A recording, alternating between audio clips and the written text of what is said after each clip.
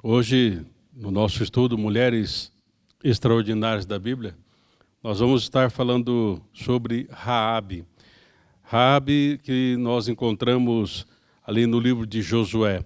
Uma história muito interessante, uma história muito gratificante, porque demonstra realmente como Deus ele faz a sua obra usando as pessoas que se colocam em suas mãos. Não é, professor? Eu estava aqui até pensando, pastor, nós tivemos já, esse é o nosso quarto estudo, né? No domingo passado nós tivemos Ruth.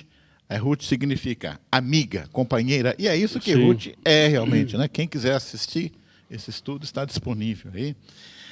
No anterior, a gente falou da sogra de Ruth, que é a Noemi, né? Que tem o significado de agradável, encantadora, suave, doce.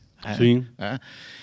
Depois, no primeiro, a gente falou de Maria, né? Maria significa senhora, soberana. Então, em geral, assim, os nomes que são dados a mulheres na Bíblia Sim. são nomes assim, que tem um significado bonito. Nós deveremos falar, provavelmente, no próximo domingo, de Esther. Esther, né? Tem o sentido de estrela, né? Aquela que brilha. Certo. Em geral, até tem um que eu acho meio interessante, que é Débora, que significa abelha, né? Então, se bem que a abelha não faz mal, faz mel, então cai bem também. Né? Mas, enfim, nomes bíblicos, principalmente de mulheres, sempre tem um significado assim, de senhora, agradável. Né? E aí, quando a gente chega em Raabe, né, na própria Bíblia, né, a palavra sempre aparece com a conotação negativa. Encontrei alguns trechos bíblicos aqui que já começam assim. Eu encontrei em Salmos, capítulo 89, versículo 10, diz assim: És tu que dominas o orgulho do mar, quando suas ondas se elevam. As tuas amansas, esmagastes Raabe como a um cadáver. Né? Então, quer dizer, aí continua, dispersaste seus inimigos com teu braço poderoso. Então, quando fala de Raabe, aqui fala esmagaste como um cadáver. Então, quer dizer, é uma conotação negativa. Sim. Né, pastor? Uma outra que eu encontrei aqui também, está lá em Isaías 51, 9. Diz assim: por acaso não és aquele que despedaçou Raabe, que trespassou o dragão? Quer dizer, fala em despedaçar. Então, Sim. é assim, sempre com uma conotação pesada. E, em geral, ela converge. Eu vi aqui um autor chamado Albert Barnes, ele é um teólogo que veio no século XIX, ele diz assim: a palavra hebraica significa, Raabe, né? Significa ferocidade, insolência, orgulho. Né? E pode ter sido dada ao Egito pelos hebreus por causa da sua arrogância, orgulho e insolência. Então a palavra aparece, né, também com o sentido de um local geográfico, que seria Egito. Sim. Mas dentro do contexto bíblico, no Antigo Testamento, Egito tem uma conotação negativa. Significa opressão, escravidão. Né? Os egípcios eram orgulhosos, arrogantes. Então, a própria palavra já não ajuda muito. Né? Aí, quando a gente vai para a profissão de Raabe, então aí, né, já em Josué, capítulo 2, no primeiro versículo já é colocado aqui. Né? Diz, né? Vou ler até aqui, em Josué, capítulo 2, o versículo 1, diz assim: foram, pois, entrar na casa de uma mulher prostituta, cujo nome era Raabe. Então, a profissão também não ajudava muito, né? Muito pelo contrário. E aí nós pegamos o contexto histórico. Né? Em que contexto histórico vivia Raabe? Então, nós sabemos que com Moisés, o povo de Israel tinha saído do Egito, tinha ficado 40 anos no deserto, e neste momento em que nós entramos aqui na história de Raabe, né, ela está no livro de Josué, quer dizer, Moisés tinha morrido, Josué tinha assumido com a missão de entrar na terra prometida e executar a justiça de Deus, que envolvia também a destruição de povos que viviam no pecado, na idolatria. E o primeiro da lista, quando cruzasse o Jordão, era o povo de Jericó. Então, a gente pode dizer, então, que Jericó era uma cidade condenada. Né? Então, veja, o nome tem uma conotação negativa. Uma mulher que é prostituta, que vive numa cidade que está condenada. Né? Uma cidade cujos muros estão fadados a cair. E onde que ela morava? Né? A casa dela ficava exatamente em cima do muro. Né? Então, o muro deveria ser muito grande para poder acomodar uma casa. Né? Então, o muro, né, professor? A gente tem que pensar como, talvez assim, a muralha da China, né, para a gente ter uma ideia. Né? Tinha quase 6 metros, né, a espessura desse muro, né, numa altura também. Então, nessas muralhas havia casas. Né? Seria como se hoje fosse... Imagina uma cidade cercada com prédios, né, de apartamentos, e então fazia aquela barreira e ali tinha as casas, as pessoas moravam ali, né? E é interessante que depois que Jericó foi destruída, falaremos daqui a pouco da destruição, né? Josué, ele diz assim, ó, maldito diante do Senhor seja o homem que se levantar e reedificar esta cidade de Jericó. Sobre seu primogênito afundará e sobre seu filho mais novo lhe porá as portas. Então Josué ele faz uma maldição ainda. Sim. Se reconstruir, a maldição vai continuar. Certo. Né? E lá em 1 Reis, capítulo 16, versículo 34, já nos tempos de Acabe, muito tempo Sim. depois, né, eu encontrei esta passagem aqui. Em seus dias, Riel, o betelita, edificou a Jericó. Em Abirão, seu primogênito afundou. E em Segube, seu filho menor, pôs as suas portas, conforme a palavra do Senhor que falara pelo ministério de Josué, filho de Num. Então, quer dizer, Raabe, então, ela era prostituta, um nome que não tinha um bom significado já, vivendo numa cidade que estava amaldiçoada, morando num muro que estava fadado a ruir. Então, essa era a situação da nossa personagem aqui. Então, para se tornar uma mulher extraordinária e alcançar uma posição para entrar no nosso estudo, vai ter que realmente, né, pastor, fazer um bom trabalho, né? E ela vai fazer isto, então. E nós temos aqui, então, o capítulo 2, então, nós vamos ler aqui, né? Diz assim, o versículo 1. E Josué enviou secretamente 2 homens a espiar, dizendo, ide reconhecer a terra e a Jericó. É interessante aqui, pastor, que Josué ele já se antecipou, ele não tinha atravessado o Jordão, estava relativamente distante ainda, né? Mas ele já mandou 2 espias, falou, dá uma olhada lá.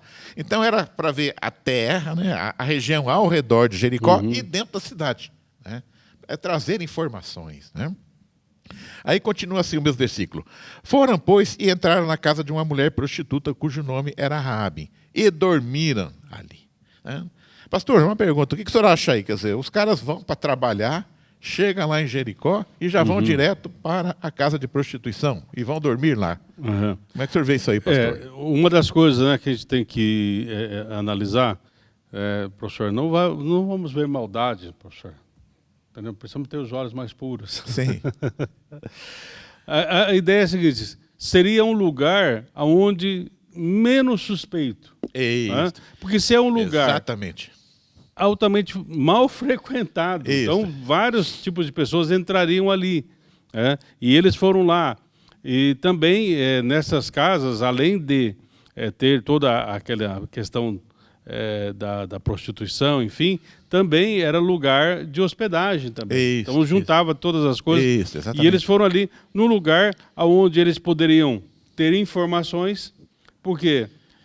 aquelas mulheres conversavam com todo mundo, quem sabe até com outros, com soldados, com guardas, enfim, e elas eles poderiam retirar alguma informação importante para aquele momento, né? Pastor, eu fiz a provocação, mas assim, uma coisa que eu aprendi na Bíblia, a gente viu no domingo passado lá a história de Ló com as suas filhas, né, tendo relações sexuais com as suas filhas. Então, uma coisa que eu acho bacana na Bíblia, assim, ela não esconde nada. Sim. Muitas vezes ela descreve, ela não vai fazer um julgamento. Então, aqui, se eles tivessem ido lá, aproveitado a viagem para fazer coisa errada, a Bíblia descreveria. Então, eu me sinto muito seguro em dizer, eles estavam lá porque estavam se escondendo. Eu sinto seguro porque a Bíblia ela tem uma forma de apresentar que ela não foge a essa regra. Se alguma coisa errada acontece, isso nos é apresentado sem nenhum constrangimento. Não, com certeza. E se a gente olhar também, né, professor, assim, vamos analisar, né, esses espias. Primeira coisa, eles estão ali como soldados. Isso. Né? E Paulo, falando sobre o soldado, fala que o soldado não se embaraça nos negócios desse mundo. Né? Outra coisa, além deles serem soldados, a lei de Israel, eles estavam ali em nome de Deus. Isso, exatamente. Né? Então, qualquer atitude que eles tomassem que fosse diferente disso, comprometeria o testemunho de Deus. E nós vamos ver que o testemunho já havia chegado lá. Já havia chegado, exatamente. Bom, apesar, a estratégia dos espias, então, foi um local que eles pudessem se esconder. Né? Mas a estratégia não deu certo, porque logo no versículo seguinte, no 2, diz assim: então deu-se a notícia ao rei, dizendo, eis que esta noite vieram os homens dos filhos de Israel para espiar a terra. Então, quer dizer, não deu certo. Não sim. deu certo. O rei ficou sabendo que tinha talvez gente... até pela forma de falar ou vestimenta, alguma coisa, falou, não, esse pessoal não é aqui da redondeza, eles devem vir lá de trás do rio. Ou seja, a cidade estava toda de alerta, né? Sim, sim. Todo mundo falou, se aparecer, porque uma cidade não é tão grande, dava para saber, né? Sim. O sotaque, às vezes, né? Dava perceber. Aí continua assim. Por isso mandou o rei de Jericó dizer a Raabe: tira fora os homens que vieram a ti e entraram na tua casa, porque vieram espiar a terra. Então, o plano dos espias não deu certo. Né? Mas aí, continuando a história, então, a partir do versículo 4, né? Aí, pastor, aquilo que o senhor havia falado, né? É o que a gente espera. Normalmente, as mulheres que são prostitutas, elas têm, assim, por hábito, assim, ter um bom relacionamento com as autoridades. Certo. E a gente sabe que elas funcionam em muitos lugares, inclusive aqui no Brasil, como informante da polícia, né? Porque elas estão ali sempre. Conhece tudo, conhece tudo, conhece a todos, né? Então, a atitude de Raabe dentro da própria profissão seria de fazer uma média com as autoridades. Sim, talvez ganhar um dinheiro. Exatamente. Assim. Né? Mas aí, o que ela faz? Ela tem uma atitude aqui que já sai fora do padrão esperado para uma mulher, né? A prostituta. Diz assim, né? No versículo 4. Porém, aquela mulher tomou os 2 homens e os escondeu. E disse, aqui ela vai falar para as autoridades. Né? Ela vai dizer assim para as autoridades: é verdade que vieram 2 homens a mim, porém não sabia de onde eram. E aconteceu que, havendo-se de fechar a porta, sendo já escuro, aqueles homens saíram. Não sei para onde aqueles homens se foram. Ide depressa, porque os alcançarei. Então, ela não só escondeu, mas despistou também. Sim. Então, ela faz... Inclusive aqui, pastor, eu vejo assim que o que ela está fazendo aqui é uma coisa perigosa. Se as autoridades descobrirem o que ela está fazendo, ela possivelmente seria morta. Sim, ela está arriscando a própria vida, né? Exatamente. E no sentido que... depois nós vamos ver um pouquinho aí o motivo, a motivação dela em relação a isso, né? Exatamente, não vamos ver agora, pastor, porque tão logo aqueles homens que estavam procurando os espiões saem, né? Ela vai lá, porque ela escondeu eles no telhado da casa, né?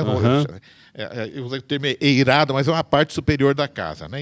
Então diz assim, ó, né? No versículo 8 do capítulo 2. E antes que eles dormissem, ela subiu a eles no eirado.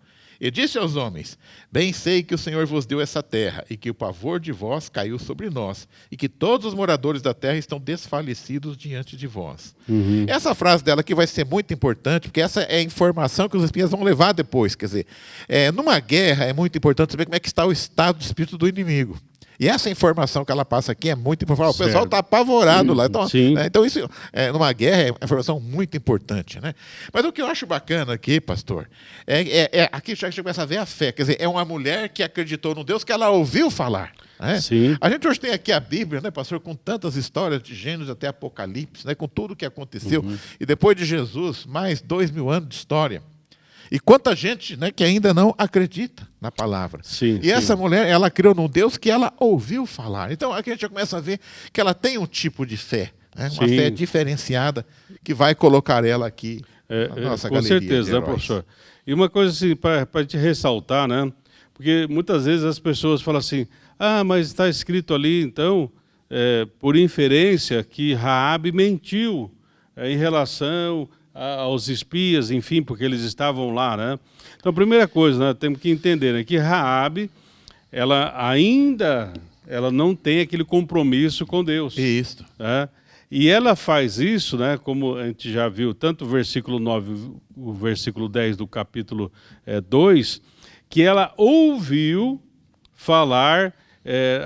eles atravessaram o Mar Vermelho, estão vindo, o povo está vindo, situações estão acontecendo, e isso incutiu um medo, né, um pavor no coração das pessoas, tal. Então, é dentro desse contexto que Raabe, sim, ela vai faltar com a verdade, mas por quê? Porque para ela a vida daqueles homens é muito mais importante do que a verdade naquele momento, porque ela poderia ter dito: olha, eles estão aqui, pode matar e pronto, acabou. Né? Mas ela fala assim: se eu fizer isso, eu estarei indo contra os princípios do próprio Deus que eles creem, que depois, mais tarde, ela vai também abraçar essa fé. Né? E aí, então, na verdade, a questão é assim: essas vidas são mais importantes. Né? E aí, então, ela falta com a verdade. Mas perceba isso, ela vem numa crescente. Eu creio que esse foi o momento em que em outros momentos ela refletiu em falar ou não falar a verdade. Mas nesse momento ela preferiu optar realmente pela questão de que Deus estava naquela situação. Voltando ao que o senhor falou aí, pastor, uma coisa que eu acho também outra qualidade dela, a gente sabe que quando existe uma guerra, a mentira ela está presente, porque assim, os dois lados fazem uma propaganda a favor. Uhum. E a Raabe, ela sabe exatamente o que está acontecendo e o que é a verdade. Porque ela vai dizer assim para os espias, continuando o diálogo, a partir do versículo 10 do capítulo 2. Porque temos ouvido que o Senhor secou as águas do Mar Vermelho diante de vós, quando saís do Egito. E o que fizeste depois aos reis dos amorreus, a Sião e a Og, que estava além do Jordão, os quais destruístes. O que ouvindo desfaleceu o nosso coração, e em ninguém mais há ânimo algum por causa da vossa presença. Olha o que ela vai dizer aqui, porque o Senhor vosso Deus é Deus em cima nos céus e embaixo na terra. Então, quer dizer, eles começam a perceber, porque assim, lá em Jericó tem as divindades e tal, mas fala assim, esse Deus, ele é um Deus que ele se move tanto na terra como no céu, quer dizer, há um mistério, vamos dizer assim, em relação a esse Deus.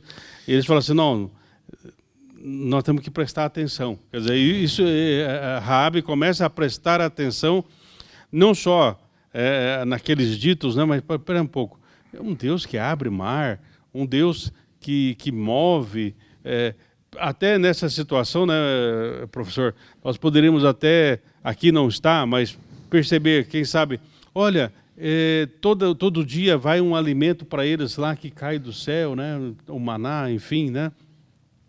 Deus enviou codornizes, Deus abriu fonte no deserto, enfim, quer dizer, essa caminhada, né, porque eles estão chegando no final, né, da caminhada.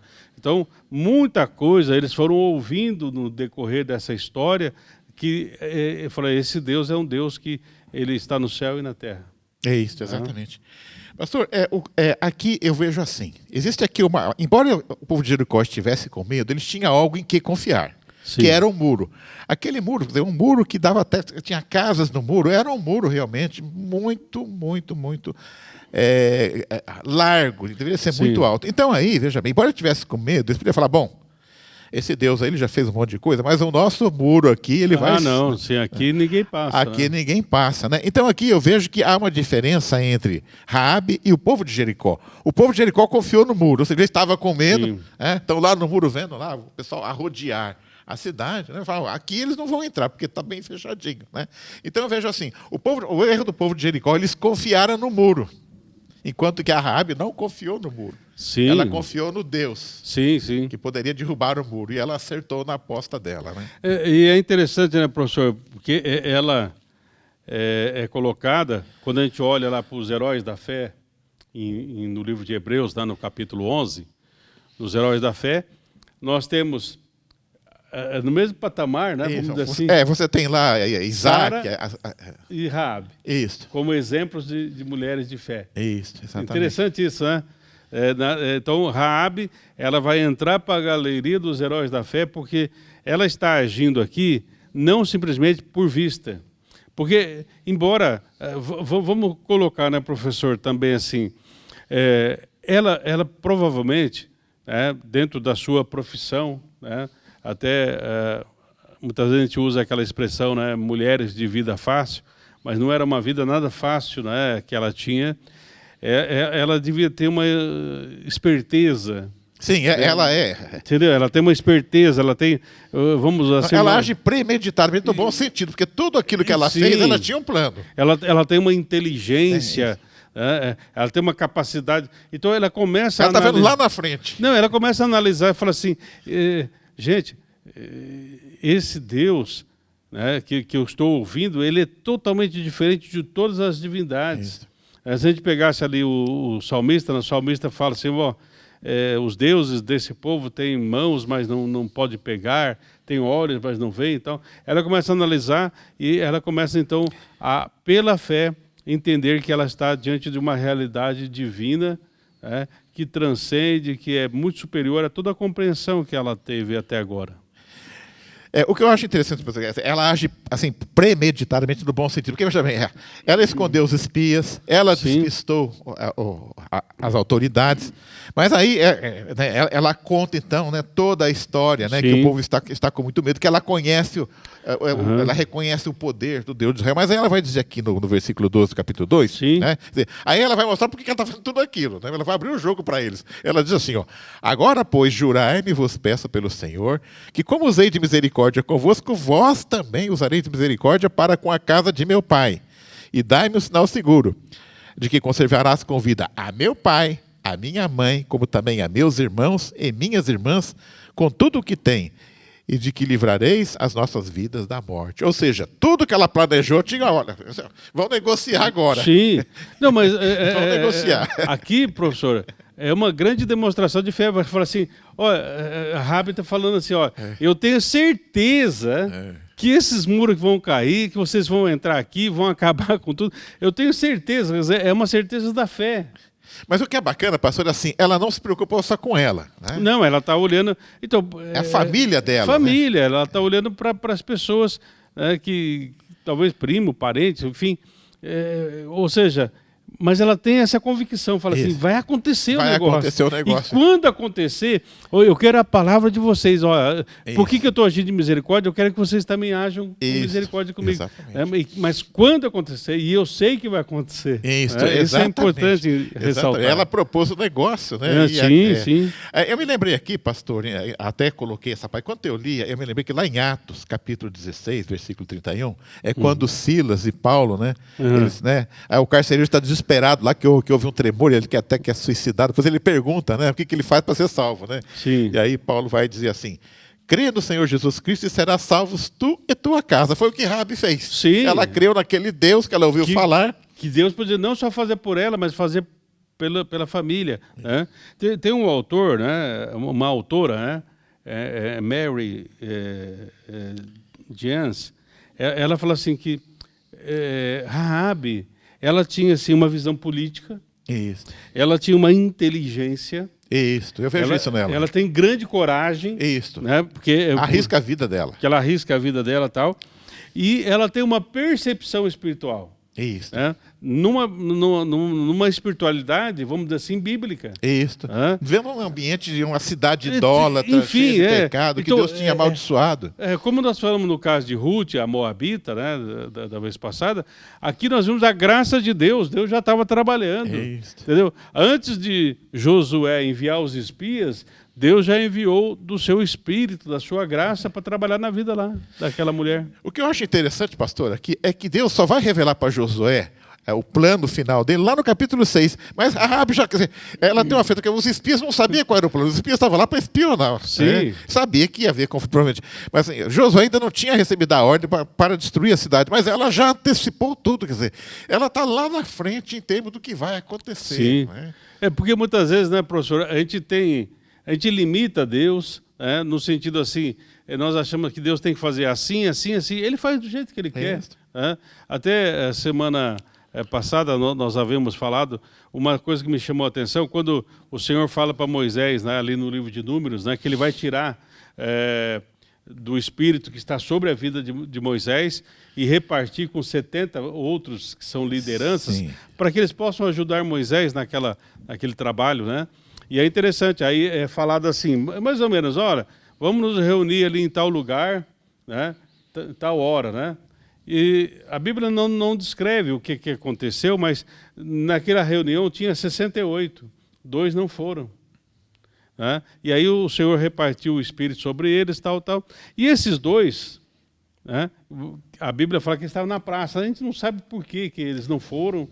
Talvez não puderam, talvez algum imprevisto, alguma coisa assim e tal. Só que eles foram alcançados pela graça também.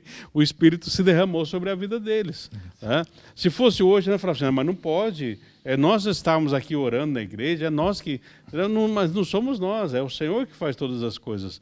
Por isso que eu digo, né, antes de Josué fazer os planos dele, Deus já tinha um plano dele. E no plano dele não tem Jericó. No plano dele não tem mais muralha. Mas no plano dele tem pessoas. E tinha essa mulher chamada Raabe. E é interessante que antes dos espias irem embora, ela diz assim para eles no versículo 15 do capítulo 2. Ide vós ao monte, para que, porventura, não vos encontre os perseguidores, e escondei-vos lá 3 dias, até que volte os perseguidores, e depois ide pelo caminho.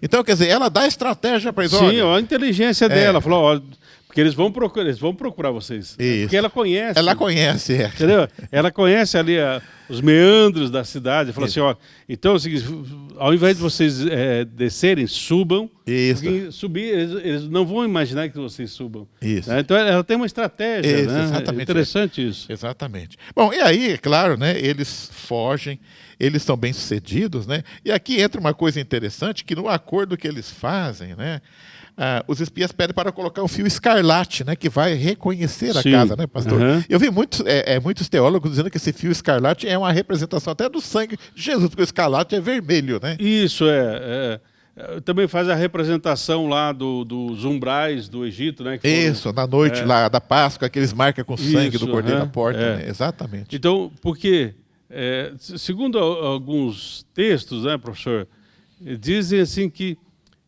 todo o muro ruiu, Isso. né? Menos aquela parte. Isso. Menos aquela parte.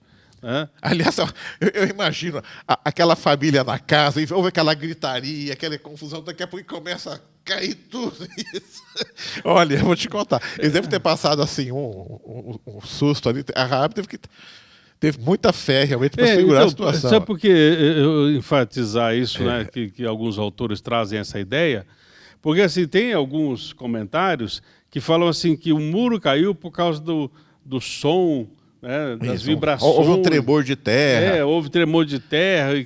Tá, mas espera um pouco, se houve tremor de terra, se houve cair justamente, não cair justamente aquela parte onde tinha o fio escarlate, Isso. quer dizer, é muito coincidência. É muita coincidência.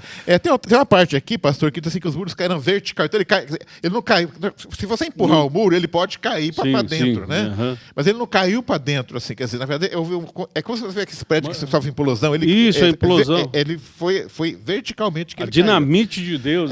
foi uma dinamite de Deus, exatamente. Uhum. Então, é um evento maravilhoso, realmente. Aqui, pastor, uma coisa que eu acho interessante nessa queda dos muros de Jericó, que é uma ordem meio esquisita, né? Que fala assim, vocês vão dar 6 voltas. Né? Sim. Uma volta por dia. Então, meu dia eles vão dar uma volta. Eu acho assim, quando eles chegaram lá e eles fecharam a cidade, falaram, o que esses caras estão fazendo? Né? Aí eles vão dar uma volta no primeiro dia e vão embora, né?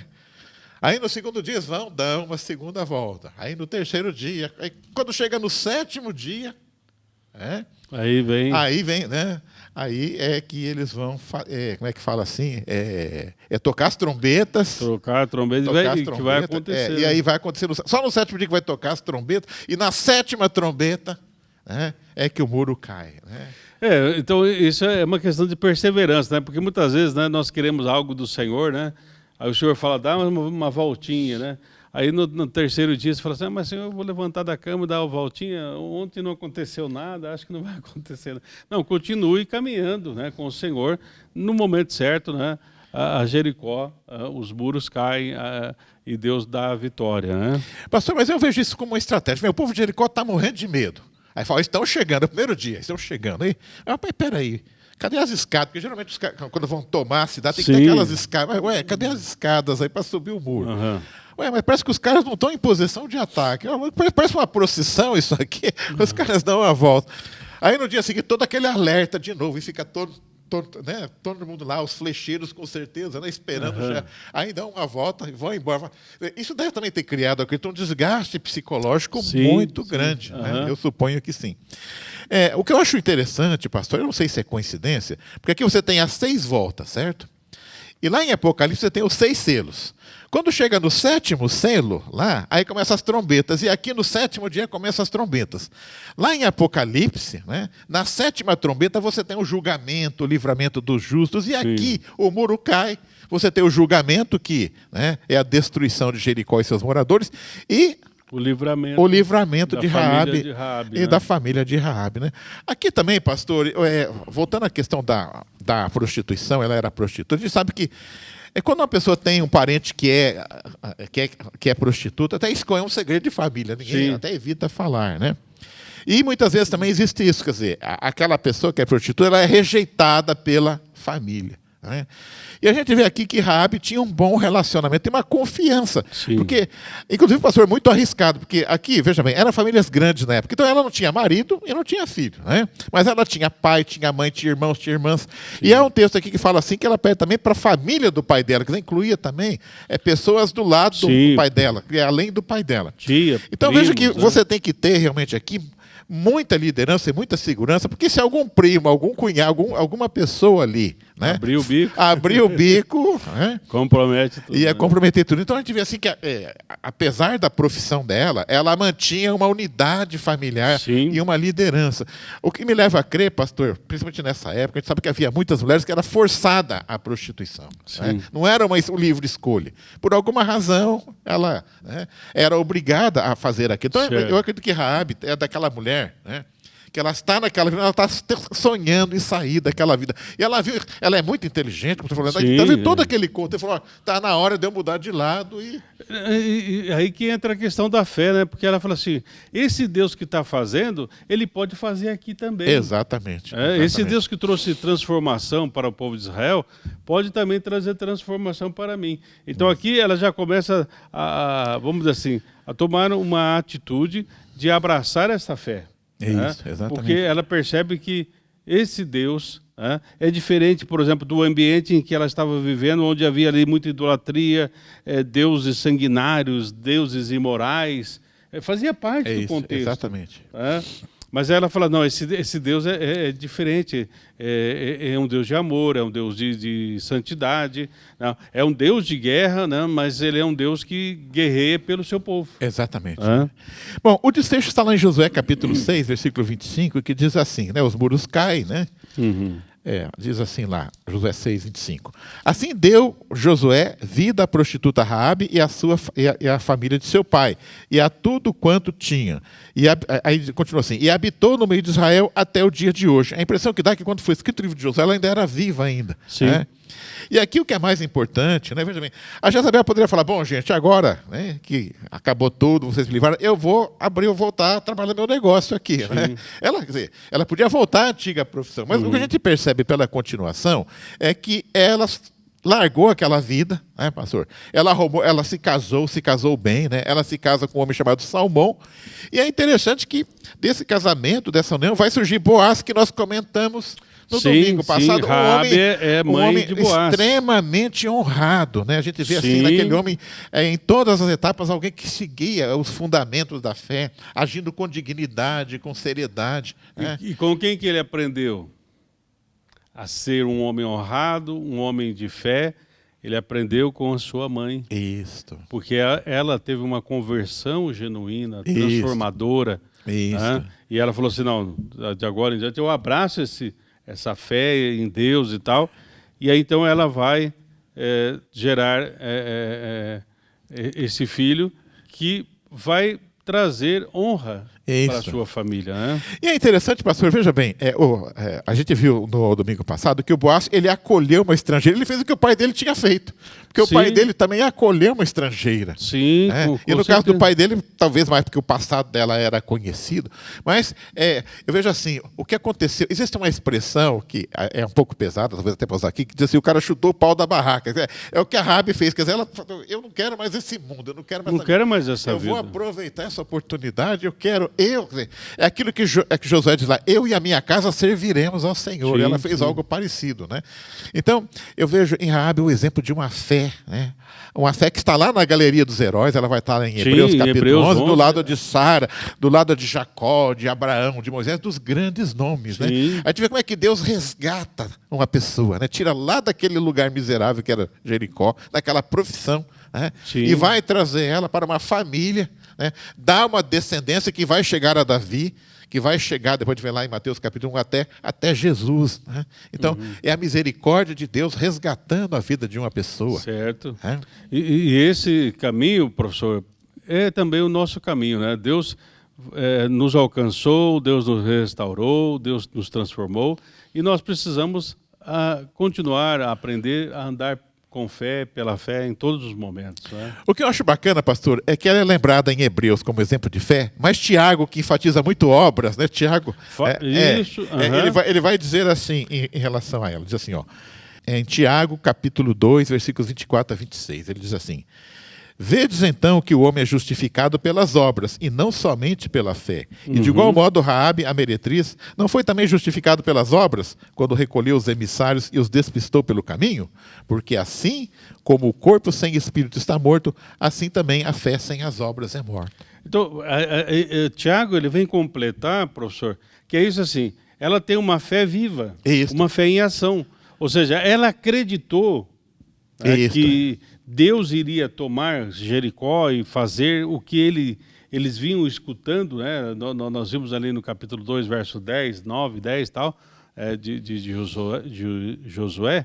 E agora, então, nós vamos assim, ela acreditou e ela agiu com essa fé. Isso. Né? Então, porque muitas vezes nós falamos que temos fé, mas não agimos em fé.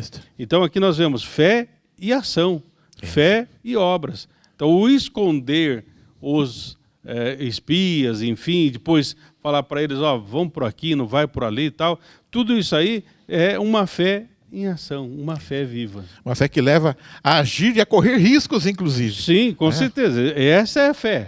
A fé que corre riscos, mas no sentido assim, ela tem uma convicção. Né? Então, Raabe, nós podemos dizer assim, falamos, né, de Ruth que fez uma escolha, né, adequada. Aqui nós podemos dizer assim que Raabe foi uma mulher de convicção. Isso. Ela agiu por uma convicção interior, né, que ela ouvia talvez de terceiro, de quarto, de quinto pessoas sobre o Deus de Israel, e ela falou assim, eu quero esse Deus para mim. Então, nesta convicção, ela busca a fé, age por fé, e aí há toda uma transformação. Né? Pastor, já encerrando, eu vejo que a gente falou muito de Raabe, mas vamos pensar em quem está lá em Jericó, né? Confiando no muro. Né? Então, imagina alguém que está lá em cima do muro, né? Olhando lá, o povo de Israel vem chegando, mas está confiando no muro. Né? Então, eu vejo que nós podemos ver no povo de Jericó também muitas pessoas que ouvem falar da palavra de Deus, são até simpatizantes, mas estão em cima do muro. Aquela expressão que a gente usa hoje, o cara está em cima do muro. Né? Então, com base no que nós aprendemos hoje aqui, a gente tem que deixar um recado para quem está em cima do muro. Olha, o muro vai cair. O muro vai... Antes que o muro caia, tome uma decisão. Sim. Faça como Raabe, né? Isso, faça uma reflexão. Porque nós podemos ver assim, né, professor? São duas convicções. Um tinha convicção, no caso, Raabe tinha convicção de que Deus ia derrubar o muro. E o povo tinha convicção de que não ia. Né? Então nós temos que rever qual é a base da nossa convicção. A base da convicção de Raabe foi o próprio Deus. E não os achismos. Porque nossos engenheiros fizeram esse muro, é um muro impenetrável, inderrubável. Inderrubável. Inderrubável, né? Bom, pastor, então eu aprendo muito hoje aqui com esta mulher. Ela é realmente uma mulher extraordinária, né? E que nós possamos, então, aprender a grande lição. Se ela acreditou num Deus que ela ouviu falar, né, nós temos uma responsabilidade muito maior, porque nós temos na Bíblia um Deus, né, que já está nos falando aí há uns 5.000 anos. Amém. E que nós possamos ter uma convicção da fé e a ação pela fé. Amém. Deus abençoe a todos. Amém.